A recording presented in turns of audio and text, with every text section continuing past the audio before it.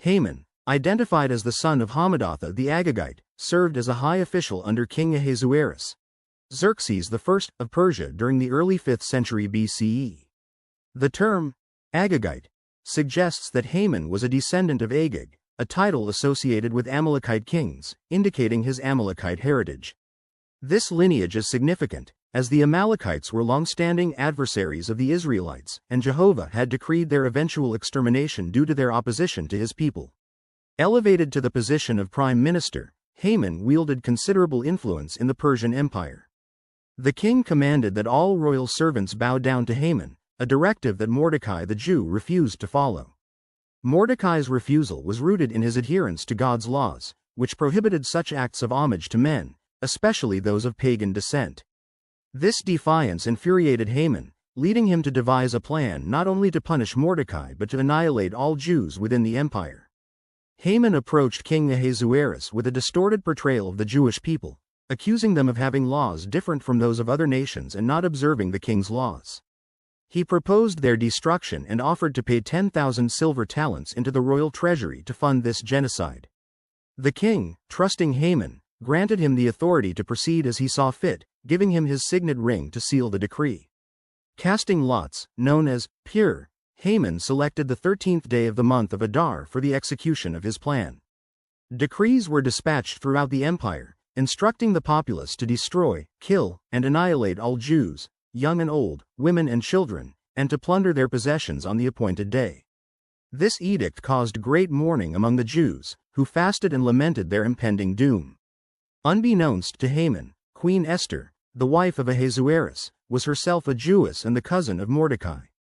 Upon learning of the decree, Mordecai urged Esther to intercede with the king, reminding her that her royal position would not shield her from the fate planned for her people.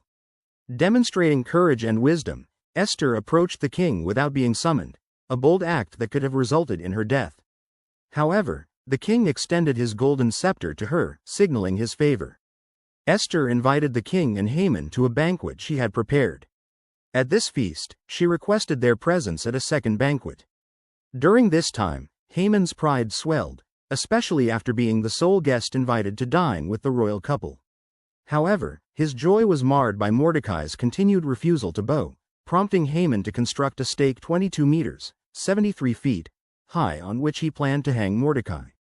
That night, the king experienced sleeplessness and had the royal chronicles read to him. He was reminded of Mordecai's earlier act of loyalty in exposing a plot against the king's life. Realizing that Mordecai had not been rewarded, Ahasuerus sought to rectify this oversight.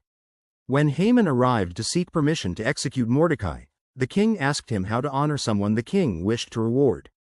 Assuming the honor was intended for himself, Haman suggested a lavish public ceremony. To his shock and humiliation, the king commanded Haman to bestow this honor upon Mordecai.